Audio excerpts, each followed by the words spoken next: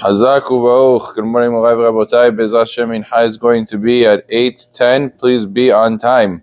As we were discussing yesterday, the Halacha about telling a goy to light a fire on Shabbat for the sake of the cold. Let's say it's extreme cold. Shulchan Aruch writes, Hakor cholim etzet sinna. When it comes to the cold, everybody's considered to be sick, provided that it's extremely cold. And if it's not extremely cold, it's only, let's say, partially cold. So for little children, they're considered to be sick. In all of those cases that we said that you're allowed to tell a goy even directly, that's all true if you didn't have the opportunity. Let's say you forgot, or for some reason you weren't able to work out before Shabbat to turn on the heater.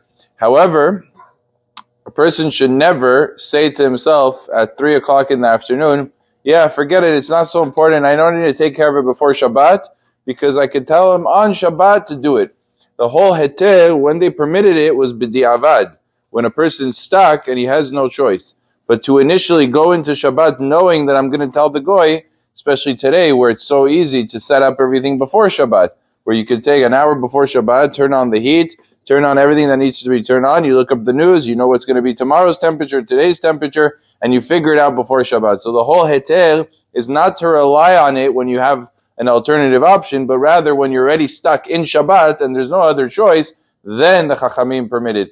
But that's an important distinction in general. A lot of times the Chachamim, the rabbis, they permitted when a person is stuck. But if you can avoid the issue in the first place and you find yourself in a position where you have another option, then that option is always going to be preferred in such cases that are similar to this. Baruch Adonai le'olam. Amen ve'amen.